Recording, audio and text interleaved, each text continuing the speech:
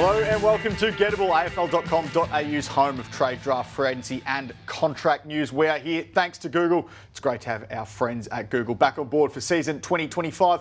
I'm Riley Beveridge. This is Cal Twomey. Cal, we have got a massive show coming up for you today because we're about to introduce a brand new segment. We're about to bring back an old segment. We've got plenty on the cards today. Let's get into it in the words of a former show that we might have known in a previous life. That first segment is Quick Fix. Let's do that first. Yes, we love Quick Fix as well. Quick Fix is one of our favourites. That's where we go through all of the big topics, and we want to start with stocks soaring. Which clubs are chasing this line, Cal? Yeah, I put this on the radar a few weeks ago, and I just want to underline this because still Logan Morris isn't signed, and still he's one of the most sought-after players in the competition right now. Victorian clubs are coming hard for this premiership player. I suspect the most likely outcome is that he stays at the Lions on a shorter-term deal, but he's being offered longer-term deals worth millions across the course of the deals to move back to Victoria. So there's Melbourne and Collingwood who are interested. Hawthorn and Geelong are also in the market for these type of players and searching for tall forwards. I expect them all to be right in that hunt for Logan Morris. Next year under the CBA, his third season is a standardised deal. But beyond that is when he can start to cash in on what's been such an exciting start to his career. 24 goals in a premiership last year. He's kicked 13 goals from 7 games this year, playing alongside some very good players, but still only 19, and he is being targeted by a lot of clubs. So watch this space. Until Logan Morris signs, they're going to keep upping the ante to try and get him out of the Lions. What do you reckon he does? It's such a fascinating situation, isn't it? Because you don't often see a second-year key forward produce what he's been able to. I think most likely stay. I mean, he's not many leave after 2 years. He's happy, he's playing, he's kicking goals, and he's a good team. So most likely stay, but that doesn't stop the clubs coming for him. All right, Dove, actually, the small forward in club sights. Who is it? Yeah, well, it's Lockie Doverston. I was down at Werribee on Saturday watching the Vic Metro team come up against a young gun side, and he was fantastic. He had 25 disposals, 5 clearances, 3 goals, showed he could play through the midfield, showed he could go forward and kick the game winner as well. Got a bit of Nick Watson about him in more ways than one. His trajectory sort of following Nick Watson's a little bit. This was the goal we're about to see here. This came with 8 seconds to go on the clock. I think the Vic Metro side was about 4 points down at the time, and he kicked that goal. It was the last kick of the game to win the match. Where do you reckon clubs see him at the moment? Because his stocks are starting to rise. Yeah, absolutely. And he started the year really well for the Eastern Rangers as well. So can find the ball up the ground, which is a positive for him. So he's not just a one-trick pony inside the forward 50. I think he's somewhere around that top 25 at the moment.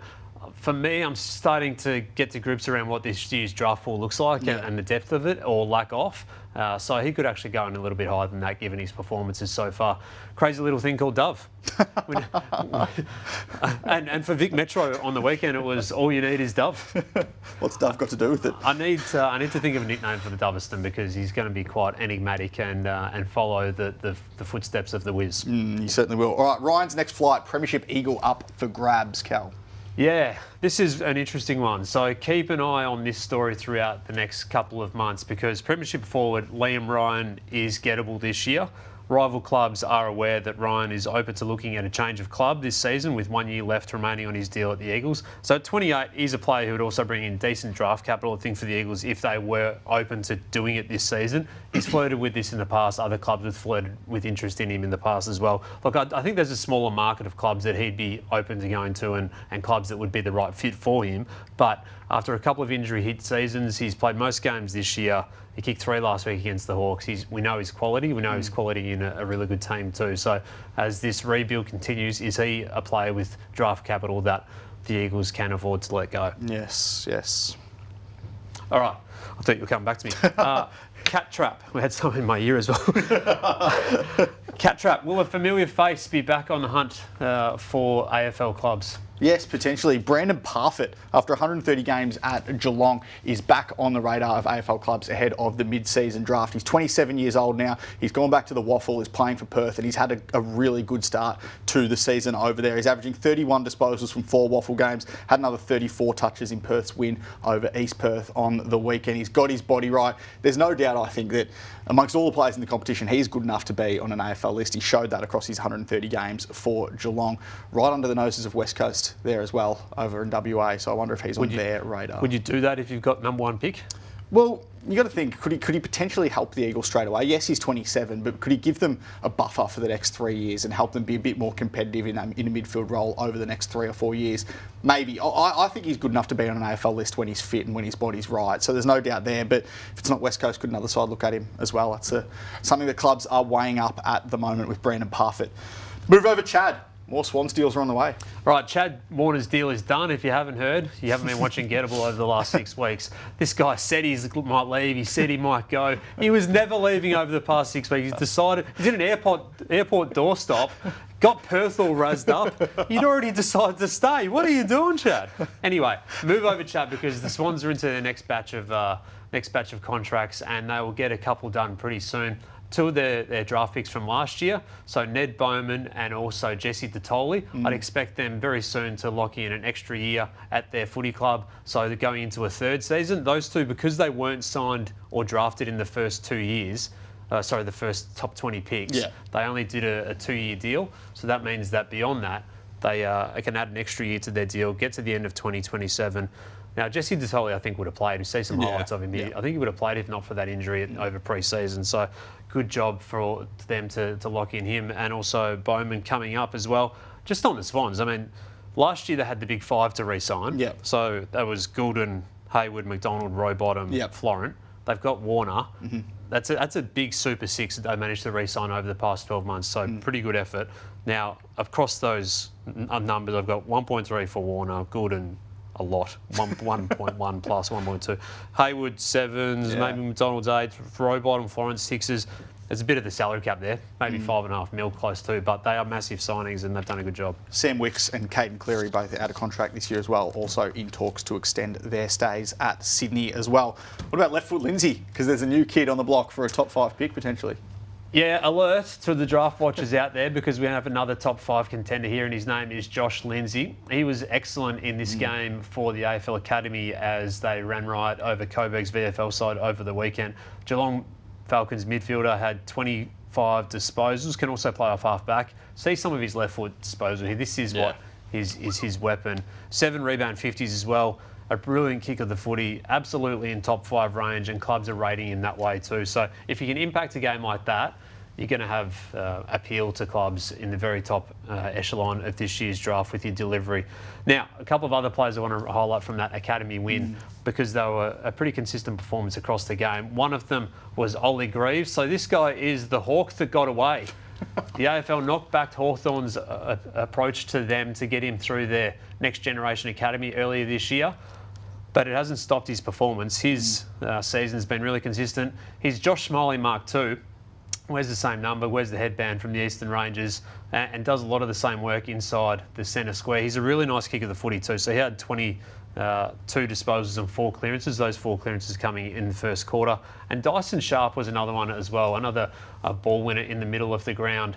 There is number 30 from South Australia. He had 26 disposals, 5 clearances, 9 inside 50s and a goal in a really good game. I'm not exactly sure where he's fitting in draft-wise at the moment, but I would say that was one of his best games of the season. A couple of others, Will Dersma had 20 disposals, involved in some good play in the second half. And Wes Wally popped up with a couple of goals as well. We love that one, Wes Wally. They're producing some clones, the Eastern Rangers, aren't they? Yeah, they are. The Greaves and Dummerston out there. All right, Cal, let's get to Kaleidoscope. We love this segment. Yes. I forgot about Kaleidoscope. This one's coming in. We're seeing through a different lens. All right. This is the next step for the hunt for rival superstars. So clubs need to take a different tact with their recruiting. They need to go hunting for their premiership operative, their PO. Here's the scenario. Chad Warner is moving up, or weighing up a move back to Western Australia to join West Coast or Fremantle. The Swans want him for 2 more years. Why doesn't a club like Hawthorn, who is ultra proactive and finding ways to change the game in the recruiting space, offer Warner a 2-year deal and say it comes with a condition that if you want to go back to Western Australia in 2 years, then we will agree to the deal. Essentially, it's for clubs who believe they're in the window to get their premiership recruit or their victory agent. In this scenario, the Hawks give up a deal to Sydney to trade him in, which is on par with what Freo or West Coast would have done anyway, and get most of their outlay back in 2 years. Now, if clubs aren't thinking about this strategy already, then they're behind. The complication is that if a player is out of contract and not a free agent, then they'll lose their free agency status. And in the case of Warner, then West Coast or Freo would need to trade for him a couple of years down the track, which loses some of his appeal. Maybe the same thing goes for Nazai Wanganeen-Milera. If he wants to go back to South Australia and play for Adelaide or Port Adelaide, but in the meantime feels he could win at Hawthorn, why don't the Hawks say, we'll trade for you and send you to SA in 2 or 4 years? Write it into the deal. I don't mind it. I don't mind it. The obvious complication, premiership operative. as you mentioned there, is going to be they lose their free agency status. Does it make it harder for them to potentially leave the football club? But as I said before, if you build a clause into the contract with, we only want 1 first-round pick back for you in 2 years' time, it's still up to the player. So, look, are we that type of model around the Australian game yet where it's so transactional? Probably not. But I think we're going that way, and it only takes one club to start this and the right player to be up for it. So clubs should be on the premiership operative. Go and chase it. I like it. That's an exciting idea, Cal, and we've got an exciting new segment coming right up.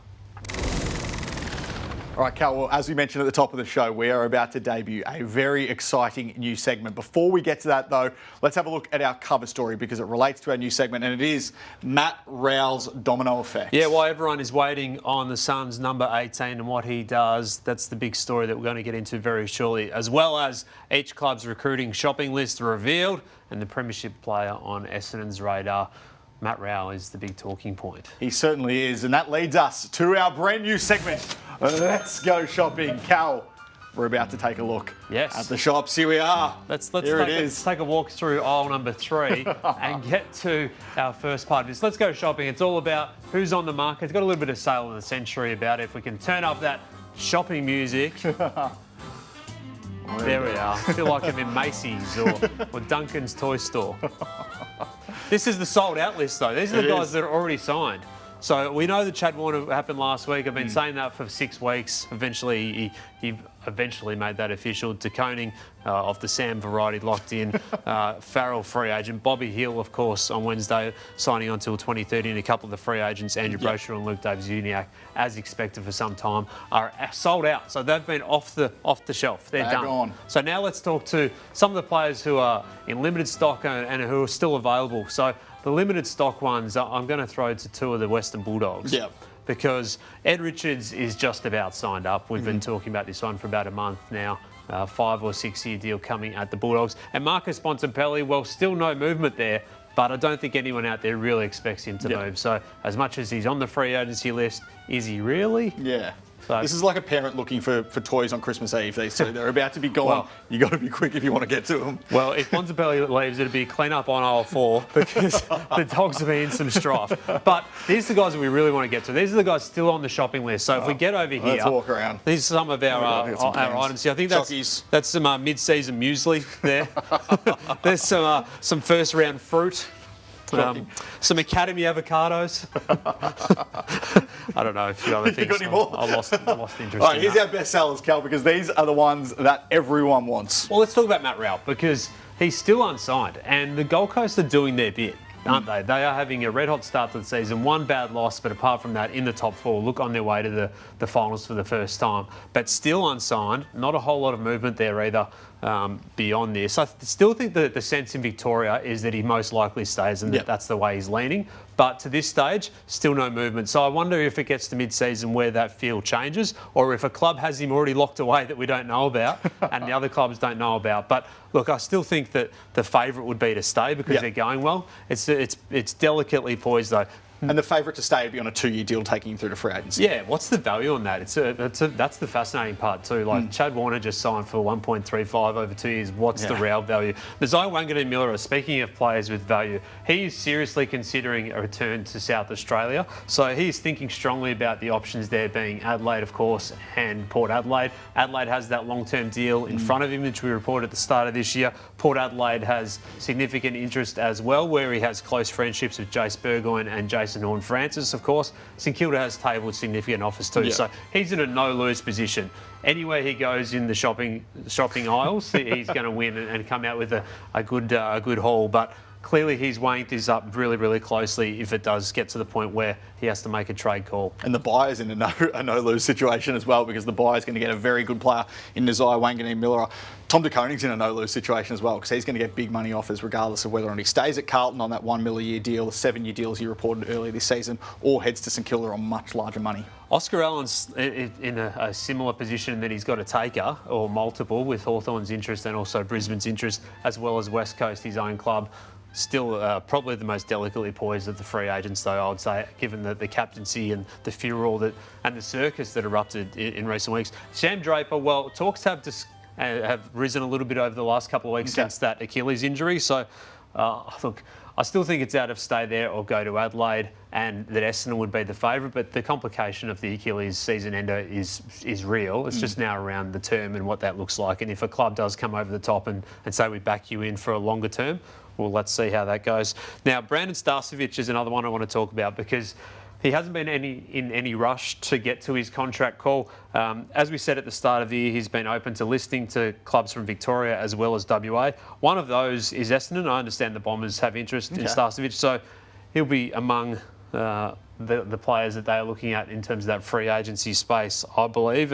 And also they'll be among the clubs to be taking a keen interest, I think, in how his recovery from his concussion goes in coming weeks. So what about Braden Maynard? Because we know he's got a massive call on his hands, whether or not he opts to stay at Collingwood. North Melbourne's had that interest. It's had that interest all the way since last year as well. Yeah, it has. And this is the way free agency speaks to players, isn't it? What's this guy going to do? I still think there's a chance that he stays at Collingwood. It's not all over there, but the money would have to be strong as well. Yep. And how strong can they offer, given they also need a pick, they also need to work through some of their other deals. Miles Bergman, speaking of big offers, well, he's going to get them from all of the Victorian clubs, or a significant amount of them, but he won't be leaving for money. Port is being aggressive in keeping him, and it won't be a money factor if he goes. We've spoken about this over the last couple of years, the long and short options that are part of that sort of future for him if it's at Port Adelaide. The Western Bulldogs will be in it. Of course, St Kilda will be in it as well.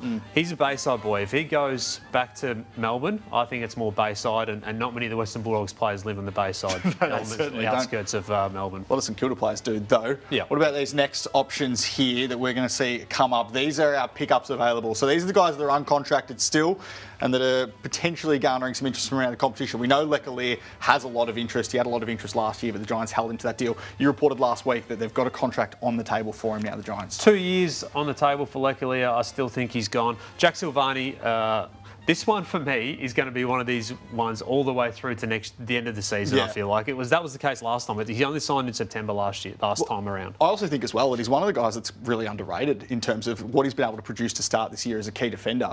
I mean, if this was any other player in the competition, we know his family ties to Carlton. I think he'd be getting a lot more attention. James Warple, he's a free agent. Clubs are going to be keen on him. Yeah, add him to the cart. Click and collect. Well, online only, same day delivery, all the rest. He's up for grabs. There's no doubt about that as a free agent, and clubs are looking at him for that reason. He comes as a player that would be able to inject genuine experience and maturity to a midfield, and also I wonder whether the Hawks sacrifice someone to get a bigger name, or to work through what they're going to be doing through next year as a bit of a list crunch in terms of their salary cap. D'Ambrosio as well. There's been some talks there at the start of this season. I don't see him leaving. Judd McVie, a likely 2-year extension, which reported inside trading a few weeks ago. Now he's back playing. I'd expect that to pick up. And Jace Berger on a long-term offer there at the Power.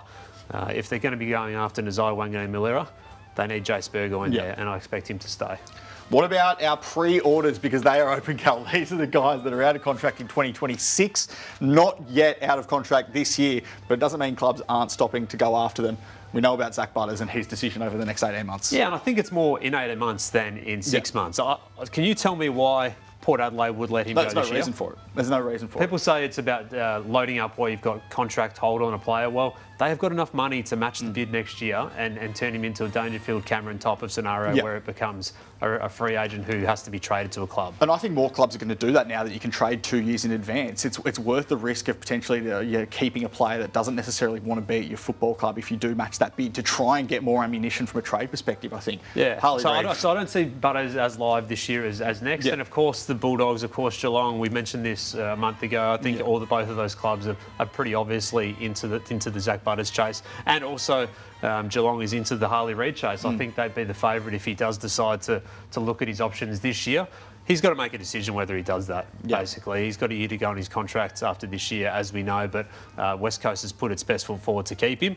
In the end, the Victorian clubs think that it could be live this year. Let's wait and see. Sam Walsh, well, everyone's coming for him this year and putting their flag in the ground for next year as a free agent. Does anyone really expect Sam Walsh to leave Carlton? He's their next captain.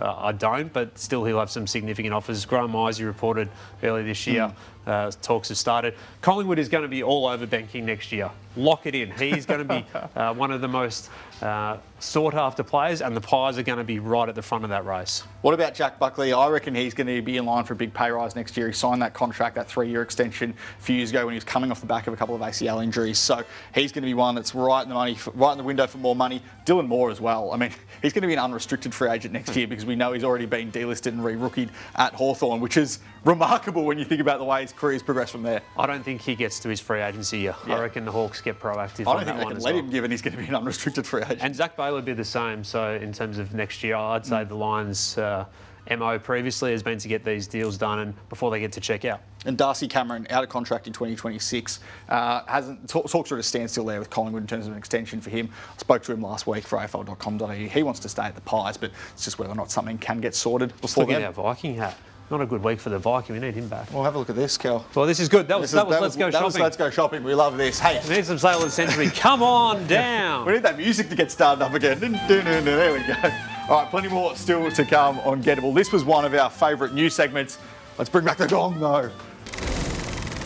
Bang, bang, bang, bang, bang, bang, bang, bang, bang, bang, bang, bang, bang. It is time for the gong. I thought you were going a little bit of AJ and Big Justice there. Boom.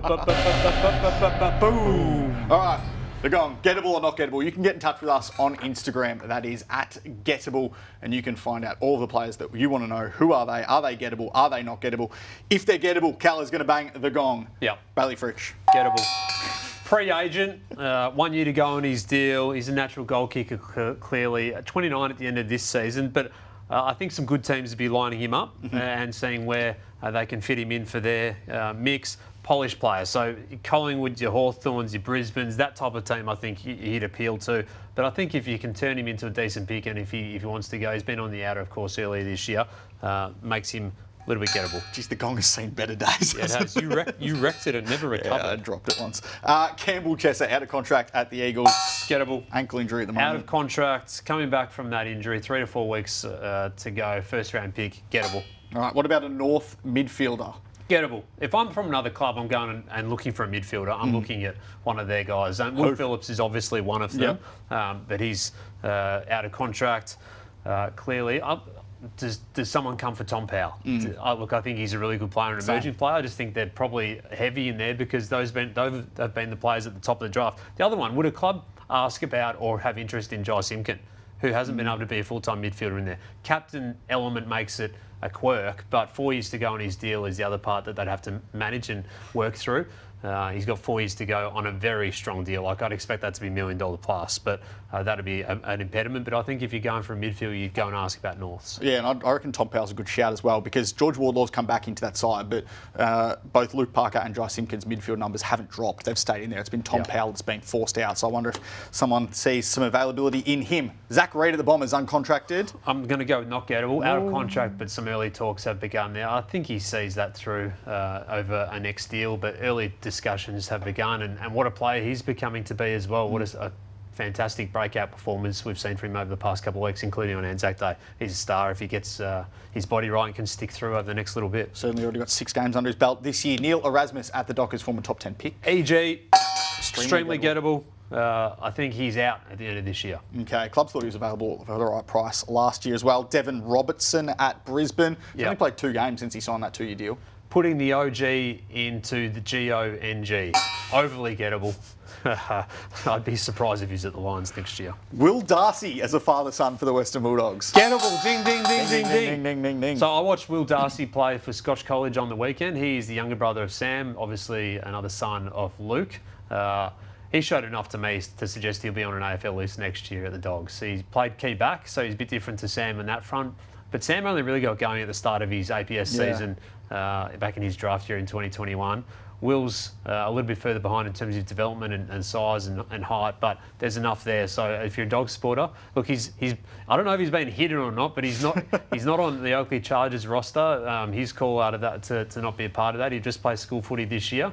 But a lot of scouts were there watching him on the weekend. What about the doggies? Jamari Ugle-Hagan, Sam Darcy, Riley West, Jordan Croft, Tom Liberatore as either father-sons or Next Generation Academy players over the last couple of years. They've had a very good run on that front with Will Darcy coming in as well. Luke Pedlar at the Crows.